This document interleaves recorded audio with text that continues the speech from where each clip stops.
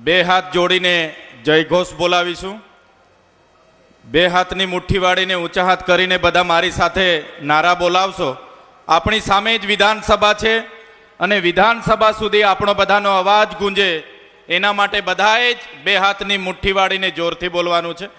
ભારત માતા કી, ભારત માતા કી, જય જવાન, જય જવાન। ધન્યવાદ। સોમનાથ દાદાના સાનિધ્યથી શરૂ થયેલી કિસાન બચાવો યાત્રા આજે ગાંધીનગર પહોંચી છે અને એના સમાપનમાં આપણા કટ્ટર ઈમાનદાર આપણા રાષ્ટ્રીય સંયોજક અરવિંદ કેજરીવાલજી પધારી રહ્યા છે। ત્યારે આજના કાર્યક્રમમાં મંચસ્થ ગુજરાત પ્રદેશના પ્રભારી એવા ગોપાલરાયજી, સાથે મારા સાથી ધારાસભ્ય ગોપાલ ઇટાલિયાજી, હેમંત ખવાજી, મહામંત્રી મનોજભાઈ સોરઠિયાજી અને મંચસ્થ તમામ મારા ક્રાંતિકારી સાથીઓ અને દૂર દૂરથી અહીંયા મોટી સંખ્યામાં ઉપસ્થિત થયેલા મારા વડીલો, મારી માતાઓ, મારી બહેનો, મારા યુવાનો, તમારી ઉપસ્થિતિ બતાવે છે કે આવનારી 2027માં ગુજરાતની વિધાનસભામાં આમ આદમી પાર્ટીની સરકાર બેસવાની છે। સાથીઓ, આજે આમ આદમી પાર્ટીના નેતાઓ સાથે, આમ આદમી પાર્ટીના કાર્યકરો સાથે આ 30 વર્ષથી ચાલતી ભારતીય જનતા પાર્ટીની સરકાર આજે જેલ અને કેસ ચાલે છે।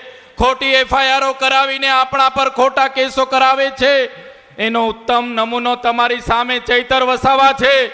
આજે ચૈતર વસાવા એક ખેતીવાડી અધિકારી તરીકે જાહેર જીવનમાં આવ્યા, રાજકારણમાં જોડાયા, ભાજપ અને કોંગ્રેસ સામે લડ્યા, આદિવાસીઓ માટે લડ્યા। આજે ચૈતર વસાવા પર 19 જેટલી એફઆઈઆરો કરાવવામાં આવી।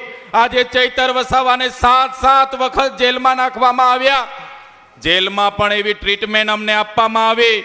આજે પ્રવીણભાઈ રામ હોય, ગોપાલભાઈ ઇટાલિયા હોય, ઈસુદાનભાઈ ગઢવી હોય, અમે જ્યારે જેલમાં હોઈએ ત્યારે અમારા પરિવારને હેરાન કરવામાં આવે, અમારા કાર્યકરોને હેરાન કરવામાં આવે, છતાં અમે એમની સામે ડર્યા નથી। નાના મોટા લોકો હોય, આમ આદમી પાર્ટીના કાર્યકરોને આ પ્રકારે હેરાન કરવામાં આવે છે એમ કરીને પોતાના ઘર પર રાખેલો ઝંડો ઉતારીને પેટીમાં મૂકી દે। પણ જે ખેડૂત નેતાઓ જેલમાં હતા અને જેલમાંથી આવીને આજે ખેડૂતની લડાઈ ચલાવી છે, એમને ચૈતર વસાવા અને આમ આદમી પાર્ટી સલામ કરે છે।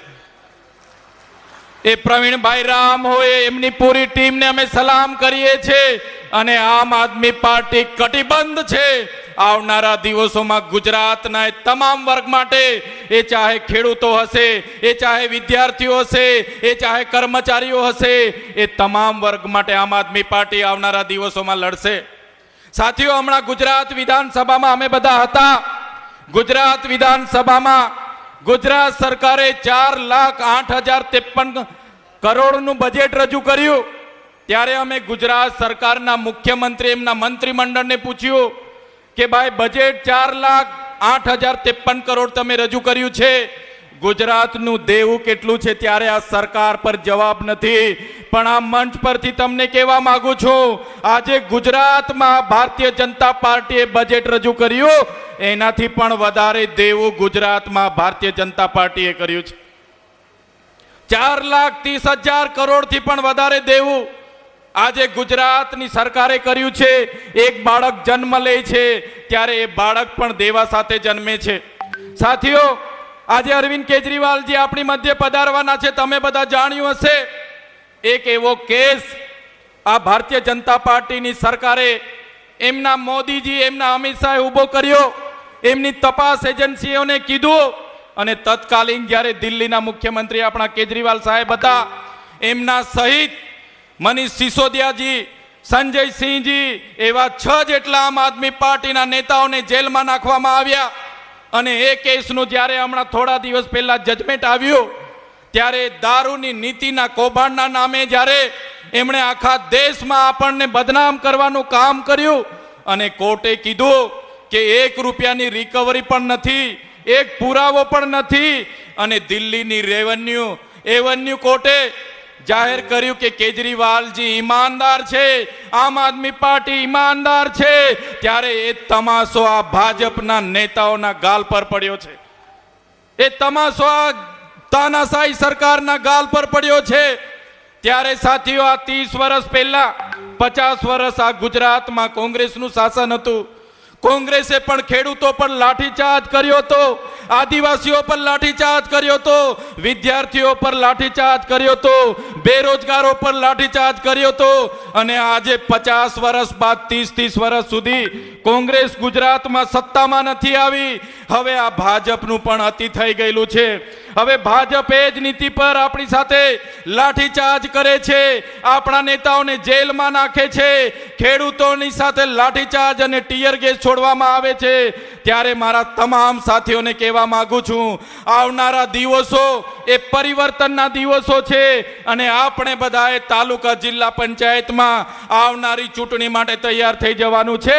અને અમે મંચ પરથી છાતી ઠોકીને કહીએ છીએ, આવનારા દિવસોમાં ભારતીય જનતા પાર્ટીની સરકાર 2017 અમારા મહિલાઓના ગામડાઓ ખાલી કરવા માટે, એમના ઝૂંપડાઓ તોડવા માટે, વિકાસના નામે આ સરકાર પોલીસને મોકલીને અમારા આદિવાસીઓને હેરાન કરે છે.